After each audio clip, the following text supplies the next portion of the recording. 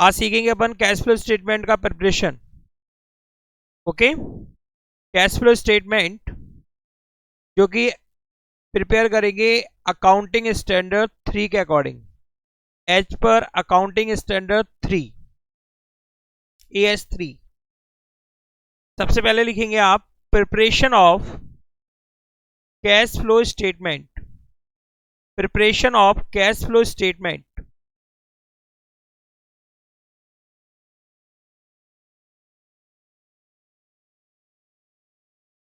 Preparation of cash flow statement.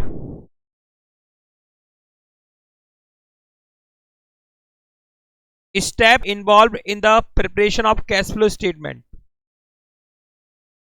जिनको हम इस तरह से डिस्कस करेंगे। फर्स्ट स्टेप है बच्चे, calculate cash flow from operating activity. Okay, second step है calculate cash flow from investing activity. और स्टेप थर्ड है बच्चे, calculate cash flow from financing activity. And step 4 होगी कैलकुलेट नेट इंक्रीज और decrease in cash and cash equivalent, जो कि result होगा step 4, जो कि रिजल्ट होगा step 1 plus step 2 plus step 3, यानी कि cash flow from operating activity, cash flow from investing activity और cash flow from financing activity. जब इन तीनों को प्लस और प्लस करोगे तो बच्चे यदि पॉजिटिव आएगा तो उसको बोलोगे net increase in cash and cash equivalent, और यदि नेगेटिव आएगा तो उसको बोलेंगे आप net decrease in cash and cash equivalent. तो यहां पर तुमने देखा कि कैश फ्लो स्टेटमेंट में आपको फ्लो पता करना है कैश का 3 डिफरेंट स्टेप में। स्टेप 1 जिसमें आप cash flow from operating activity calculate करेंगे, स्टेप 2 जिसमें आप cash flow from investing activity calculate करेंगे, और स्टेप 3 जिसमें आप कैलकुलेट करेंगे cash flow from financing activity. तो बच्चे as per accounting standard 3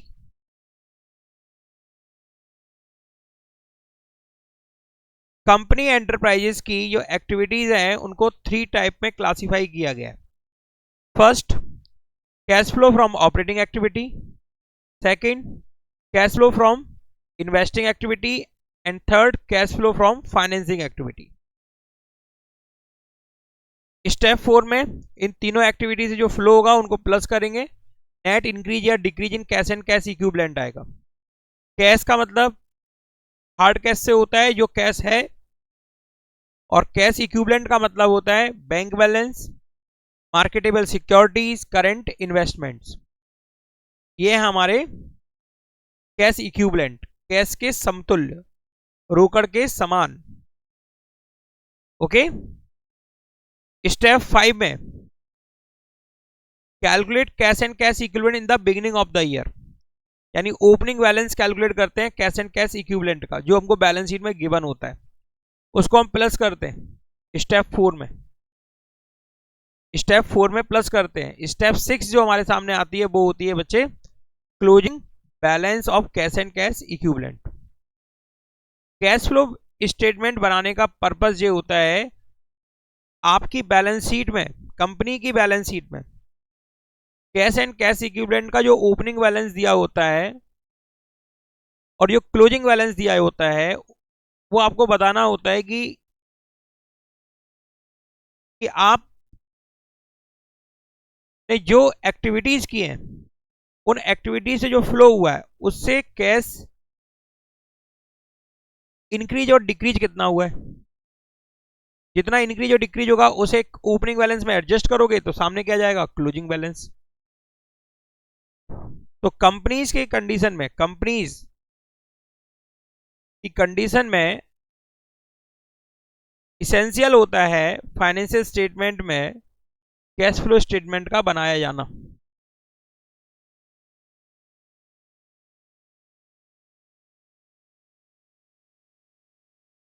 cash flow from operating activity.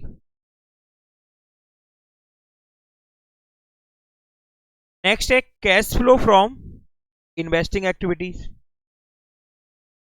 उसके बाद थर्ड है cash flow from financing activity. Step first में cash flow from operating activity, यानी आपको कैश का फ्लो बताना है ऑपरेटिंग एक्टिविटी से। फ्लो मीन्स इनफ्लो और आउटफ्लो, कैश का आना और जाना।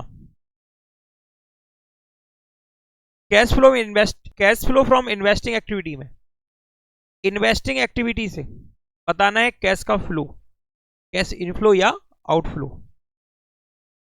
और बच्चे cash flow from financing activity से आपको बताना है कैश का फ्लो फाइनेंसिंग एक्टिविटी से, इनफ्लो या आउटफ्लो।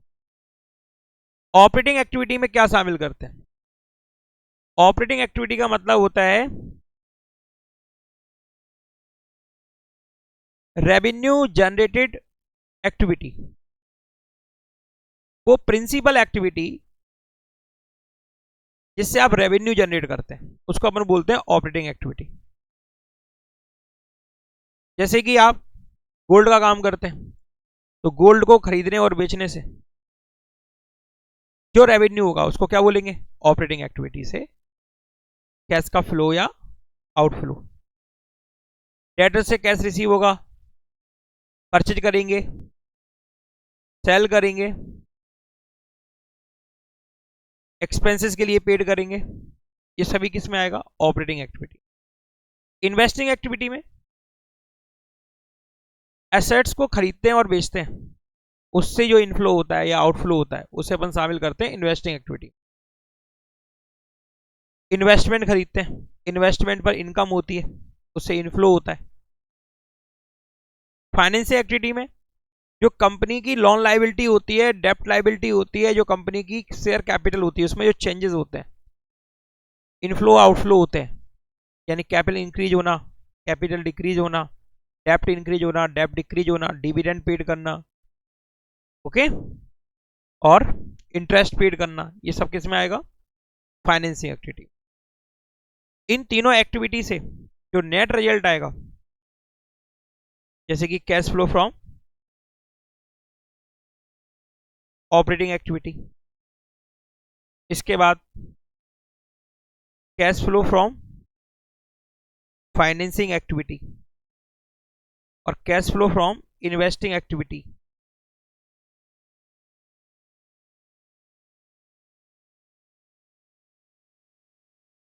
ये है cash flow from operating activity. ये क्या है बच्चे?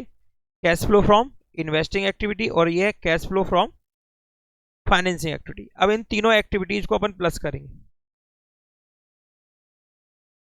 तो यो नेट इंक्रीज या डिक्रीज इन कैश आएगा, नेट इंक्रीज या decrease in cash and cash equivalent, उसको प्रेजेंट करेंगे। उसमें आप ऐड करेंगे cash and cash equivalent in the beginning of the year, यानी ओपनिंग बैलेंस। तो कैश एंड कैश इक्विवेलेंट में क्या क्या लोगे? Cash in hand, cash at bank, short term deposits, current investments और marketable security. Most important point है कि cash and cash equivalent में क्या क्या शामिल करते हैं। अनसॉल्व पेपर देखना, उसमें भी क्वेश्चन आया हुआ है, कैश एंड कैश इक्विवेलेंट को डिफाइन करो। इन सब का टोटल करके बच्चे आप प्लस करेंगे तो जो आपके सामने फिगर होगी वो होगी cash and cash equivalent at the end of the year, जो कि मिलके बनी होगी cash in hand, cash at bank, short term deposits, current investment और मार्केटेबल सिक्योरिटी से, जो कि इन सब के टोटल के बराबर होगी। ओके, आज अपन सीखने जाएंगे cash flow from operating activity. Cash flow from operating activity, cash flow from operating activity की शुरुआत होती है बच्चे, स्टार्टिंग पॉइंट पे लिखते हैं आप net profit before tax and extraordinary items. Net profit before tax and extraordinary item, bracket में लिखा हुआ है एज पर वर्किंग नोट, जो कि आप वर्किंग नोट में कैलकुलेट करेंगे। किस तरह कैलकुलेट करेंगे देखिए वर्किंग नोट में। Net profit before tax and extraordinary item को आप कैलकुलेट करेंगे, जिसके लिए आप नेट प्रॉफिट लेंगे as per statement of profit and loss. क्योंकि कंपनी के यहाँ पे प्रॉफिट एंड लॉस अकाउंट नहीं बोला जाता, उसको बोला जाता है statement of profit and loss यानी इनकम स्टेटमेंट। या फिर डिफरेंस करेंगे क्लोजिंग बैलेंस और ओपनिंग बैलेंस का, जो आपको बैलेंस शीट में दिया होगा surplus that is balance statement of profit and loss. या तो आपको नेट प्रॉफिट दिया गया हो as per statement of profit and loss, या आपको गिवन होगा क्वेश्चन में क्लोजिंग और opening balance surplus that is balance in statement of profit and loss का। दोनों का जो डिफरेंस होगा वो होगा बच्चे नेट प्रॉफिट। अब इस नेट प्रॉफिट को कन्वर्ट करना है net profit before tax and extraordinary items में। तो बच्चे इसमें हम ऐड करेंगे ट्रांसफर टू रिजर्व, जो भी हमने प्रॉफिट से ट्रांसफर किया है रिजर्व में उसको हम क्या कर देंगे, एड बैक कर देंगे। डिविडेंड पेबल, डिविडेंड पेबल, जो भी हमने डिविडेंड पेड किया है, पेबल डिविडेंड जो पेबल हुआ है यानी कि जो डिविडेंड से हमारी लायबिलिटी बनी है, डिविडेंड जो हमें पे करना है, ये डिविडेंड है propose dividend of previous year, propose dividend of previous year जो कि पेड हुआ है ड्यूरिंग द ईयर में। प्रपोज डिविडेंड वो डिविडेंड होता है जो लास्ट ईयर में प्रपोज हुआ था लेकिन करंट ईयर में जो एनुअल मीटिंग हुई होगी उसमें वो अप्रूव हुआ होगा और वो करंट ईयर में पेड हुआ होगा, इसलिए अपन प्रीवियस ईयर का प्रपोज डिविडेंड ऐड करते हैं, क्योंकि प्रीवियस ईयर का जो डिविडेंड होता है प्रपोज्ड वो करंट ईयर में यानी दिस ईयर में पेड होता है। Interim dividend paid during the year, company अपने शेयर होल्डर्स को इंटरिम डिविडेंड भी पेड करती है। इंटरिम डिविडेंड यानी कि वर्ष में कभी भी डिक्लेयर कर दिया जाता है और एक महीने के अंदर उसका पेमेंट भी हो जाता है, जिसको अपन बोलते हैं इंटरिम डिविडेंड। नेक्स्ट है provision for tax for current year, current year का टैक्स के लिए जो प्रोविजन किया है उसको ऐड करेंगे। और बच्चे एक्स्ट्रा ऑर्डिनरी आइटम जो कि डेबिट हो गए statement of profit and loss में, उनको भी अपन प्लस करेंगे। एक्स्ट्रा ऑर्डिनरी आइटम्स का मतलब वो आइटम्स जो कि रैकरिंग नेचर के नहीं होते हैं, जो कि नॉर्मल कॉस्ट ऑफ बिजनेस में नहीं होते हैं, जो कभी कभी होते हैं, समझ में आया, जो कि कभी कभी होते हैं, जैसे लॉस ऑन अर्थक्वेक, भूकंप आने से क्या हो गया नुकसान, तो उस नुकसान को तुमने क्या किया होगा statement of profit and loss में डेबिट किया होगा, ठीक है, तो इसको क्या कर देंगे अपन प्लस कर देंगे।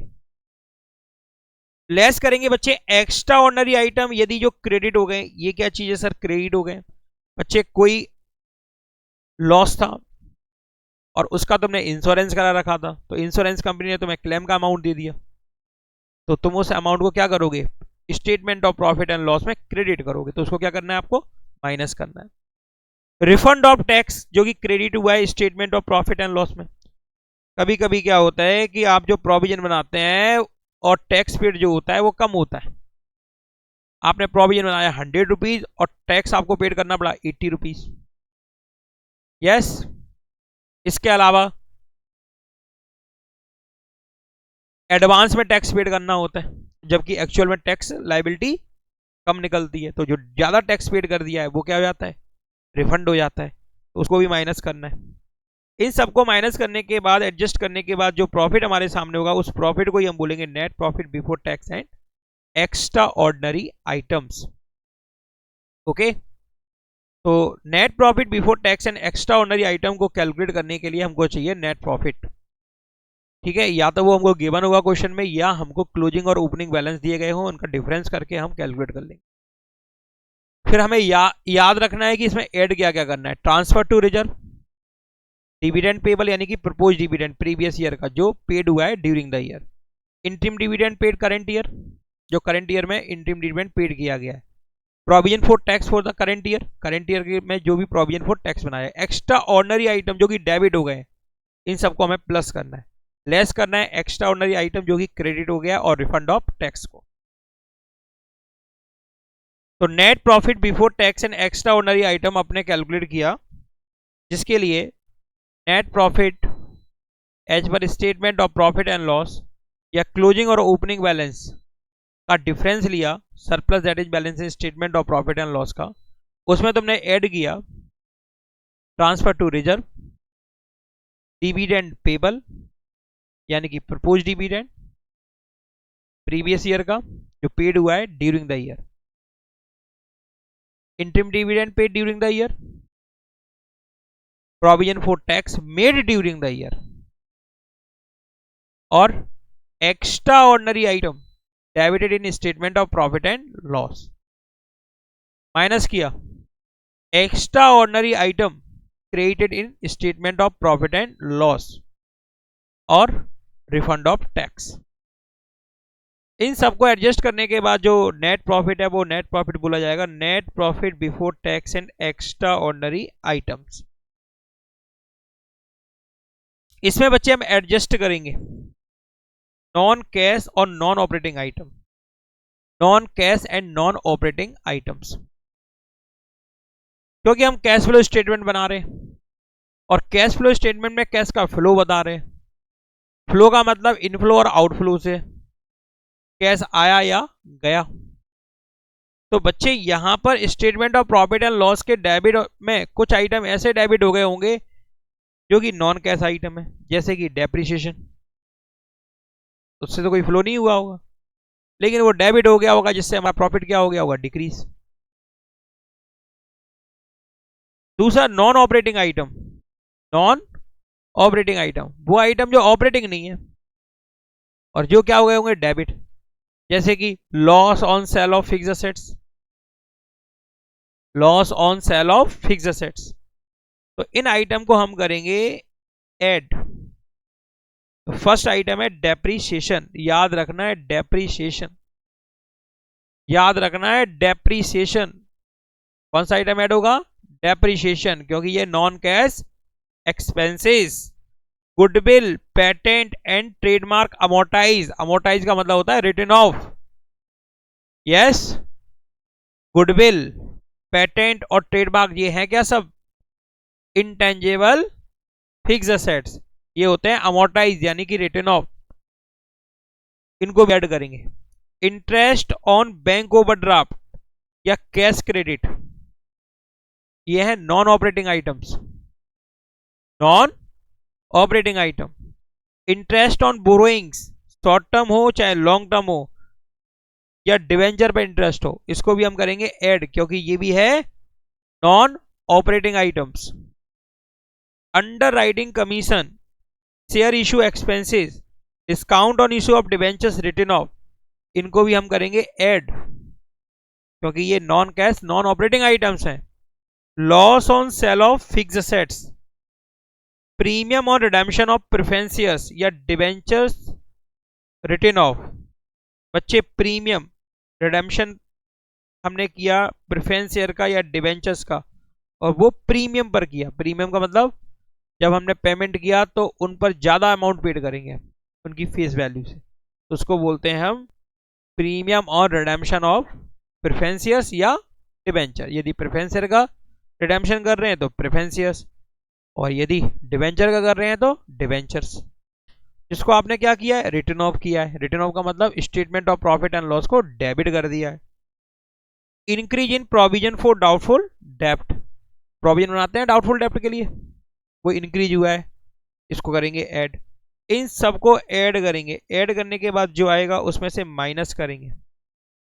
Less item to be deducted, यानी कि वो आइटम जो कि क्रेडिट हो गए हैं statement of profit and loss में, वो आइटम जो कि statement of profit and loss में क्या हो गए हैं, क्रेडिट। जैसे कि इंटरेस्ट इनकम, इंटरेस्ट इनकम ये नॉन ऑपरेटिंग आइटम है। इंटरेस्ट इनकम क्या है, नॉन ऑपरेटिंग। डिविडेंड इनकम ये भी नॉन ऑपरेटिंग इनकम है। रेंटल इनकम, रेंट से मिला आपको, ये भी नॉन ऑपरेटिंग है। Gain on sale of fixed assets, ये भी नॉन ऑपरेटिंग है। Decrease in provision for doubtful डेप्ट, प्रोविजन इंक्रीज होगा तो प्लस करना, प्रोविजन डिक्रीज होगा तो माइनस होगा। ओके, एडजस्ट करने के बाद, प्लस माइनस करने के बाद अब जो नेट प्रॉफिट होगा वो नेट प्रॉफिट नहीं होगा, वो होगा operating profit before working capital changes, उसको बोलेंगे operating profit before working capital changes. अब नेट प्रॉफिट नहीं है, वो क्या बन गया, operating profit before working capital changes. Working capital changes का मतलब, वर्किंग कैपिटल का मतलब क्या होता है, सब बच्चे जानते हैं, current assets minus current liabilities, यानी करंट एसेट्स और करंट लायबिलिटीज के जो इफेक्ट है चेंजेस के, उनको छोड़कर ये है उनसे पहले का ऑपरेटिंग प्रॉफिट। अब बच्चे आप वर्किंग कैपिटल चेंजेस के इफेक्ट को भी नोट करेंगे, ऐड करेंगे। Decrease in current assets and increase in current liability, current asset decrease होना और करंट लाइबिलिटीज का इंक्रीज होना, जैसे कि डिक्रीज इन इन्वेंट्री यानी कि stock, decrease in trade receivables debtors या bills receivable, decrease in accrued income, decrease in prepaid expenses, ये क्या थी करंट एसेट्स जो क्या हो रही थी decrease, increase in trade payables creditors या bills payable, increase in outstanding expenses और इंक्रीज इन एडवांस इनकम, ये क्या है बच्चे लाइबिलिटीज, करंट लाइबिलिटीज। इनको ऐड करना है बच्चे, अब माइनस करना है, ऊपर जो ऐड किया उसका उल्टा कर दो, यानी कि इंक्रीज इन करंट एसेट्स और डिक्रीज इन करंट लाइबिलिटीज, जैसे कि increase in stock, increase in trade receivables debtor या bills receivable, increase in accrued income, increase in prepaid expenses, decrease in trade payables creditor या bills payable, decrease in outstanding expenses, decrease in advance income. अब बच्चे आपने किस profit में इसको add और less किया, operating profit before working capital changes में। अब जो प्रॉफिट आएगा उस प्रॉफिट को बोलोगे कैश जनरेटेड फ्रॉम ऑपरेशन, क्या बोलोगे cash generated from operation, cash generate हुआ है किससे ऑपरेशन से, ऑपरेशन मींस बिजनेस को ऑपरेट करने से। इसमें से लेस करोगे इनकम टैक्स पेड, और यदि तुमने टैक्स रिफंड को ऊपर प्लस कर दिया है तो नेट अमाउंट को क्या करोगे लेस।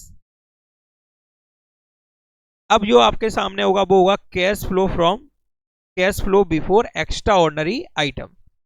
अब एक्स्ट्रा ऑर्डनरी आइटम जो डेबिट होने थे उन्हें माइनस करो और जो क्रेडिट होने थे उनको प्लस करो, यानी ऊपर जो प्लस हो गए थे जो माइनस हो गए थे उनको रिवर्स कर दो, जो प्लस किया था उसको माइनस कर दो, माइनस किया था उसको प्लस कर दो, क्योंकि हम ये यूजर्स को बता रहे हैं कि एक्स्ट्रा ऑर्डनरी आइटम बाद में एडजस्ट कर रहे हैं, क्योंकि ये रेकरिंग नेचर का आइटम नहीं है। कैसे नेचर का आइटम नहीं है।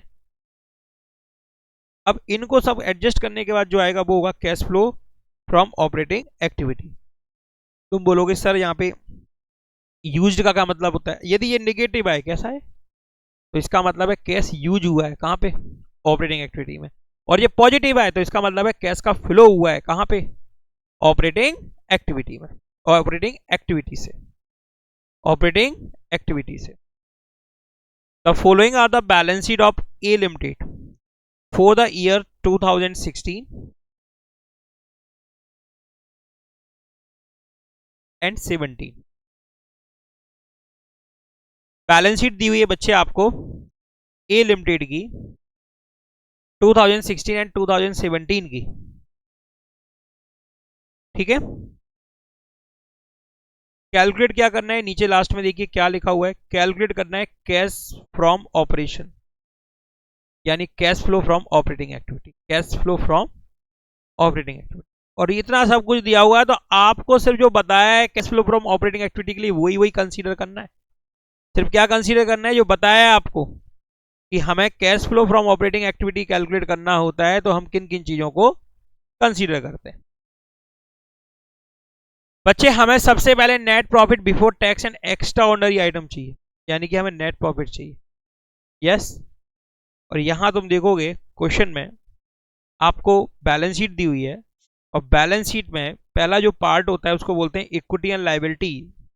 इसके अंदर पहली मेजर हेडिंग है शेयर होल्डर फंड, उसके बाद उसकी सब हेडिंग है शेयर कैपिटल और रिजर्व एंड सरप्लस, और रिजर्व एंड सरप्लस के सामने लिखा हुआ है 1। तो हमने लास्ट चैप्टर में तुमको बताया था कि तुमको नेट प्रॉफिट यानी कि surplus that is balance in statement of profit and loss कहां देखने को मिलेगा, रिजर्व एंड सरप्लस में, क्योंकि रिजर्व एंड सरप्लस क्या होता है उसका मेजर हेड, सॉरी सब हेड, और मेजर हेड क्या होता है शेयर होल्डर फंड। देखो नोट्स टू अकाउंट में balance in statement of profit and loss ये बने बच्चे। और आपको बताया जाता है तो नेट प्रॉफिट दिया जाए और नेट प्रॉफिट नहीं दिया गया है तो तुम डिफरेंस कर लेना इन दोनों बैलेंसेस के बीच में, तो क्या होगा वो नेट प्रॉफिट, क्या होगा वो नेट प्रॉफिट, ठीक है ना। चलो आगे बढ़ते हैं। करेंट लायबिलिटीज, और करंट लाइबिलिटीज में ट्रेड पेबल्स। बच्चे ट्रेड पेबल्स में क्या है देखिए सामने, ट्रेड पेबल में एक तो क्रेडिटर्स है और दूसरा बिल्स पेबल है। बच्चे ये ओपनिंग बैलेंस है और ये क्लोजिंग बैलेंस है, ये ओपनिंग बैलेंस है और ये क्लोजिंग बैलेंस है। हम net working capital changes record करते हैं, वर्किंग कैपिटल चेंजेस बताया ना, डिक्रीज इन करंट असेट्स और इंक्रीज इन करंट लाइबिलिटी को तो प्लस करते हैं और माइनस करते हैं इंक्रीज इन करंट असेट्स और डिक्रीज इन करंट लाइबिलिटीज को। तो यहां पे देखो ओपनिंग वैल्यू क्या थी 40,000 और क्लोजिंग वैल्यू क्या है 30,000, तो ये क्या हो गया डिक्रीज हो गया ये। तो बोलो बेटा क्या हो गया, ये डिक्रीज हुआ ना। और डिक्रीज इन करंट लाइबिलिटी को हम क्या करते हैं माइनस, इसको हम क्या करेंगे माइनस। बिल्स पेबल 5,000 था, अब कितना है 4,000, ये भी डिक्रीज हो रहा है, इसको भी हम माइनस करेंगे 1,000 से। ये भी समझ में आ गया तुम्हारे। और बढ़ते हैं आगे। सेकंड पार्ट है एसेट्स, ये टोटल हो गया इक्विटी एंड लाइबिलिटीज का, जो कि बराबर होगा किसके टोटल से, एसेट्स के total. Non current assets, non current assets, fix assets, और इसमें कौन सी एसेट्स है तुम्हारे पास, टेंजिबल एसेट्स। नोट नंबर 3 देखो, नोट नंबर 3 बिल्डिंग, ये ओपनिंग बैलेंस ये क्लोजिंग बैलेंस। मशीनरी, ये ओपनिंग बैलेंस और ये क्लोजिंग बैलेंस। ओके तो बच्चे यहां पे तुम देख रहे हो बिल्डिंग की वैल्यू डिक्रीज हो रही है 60,000 रुपीज से। तो ये 60,000 क्या है, डेप्रिसिएशन। क्या ये या तो डेप्रिसिएशन से डिक्रीज होगा या बेचने से डिक्रीज होगा, कुछ अलग इंफॉर्मेशन दी नहीं गई, तो ये क्या है डेप्रिसिएशन। ऐसी तुम देख रहे हो मशीनरी 60 की थी, अब कितने की है 50 की, तो ये भी 10,000 से डिक्रीज हो रही है, तो 10,000 क्या हुआ डेप्रिसिएशन। ये भी समझ में आ गया तुम्हारे, ये क्या होता है नॉन कैश आइटम। ओके और देखो बच्चे करंट एसेट्स में इन्वेंट्री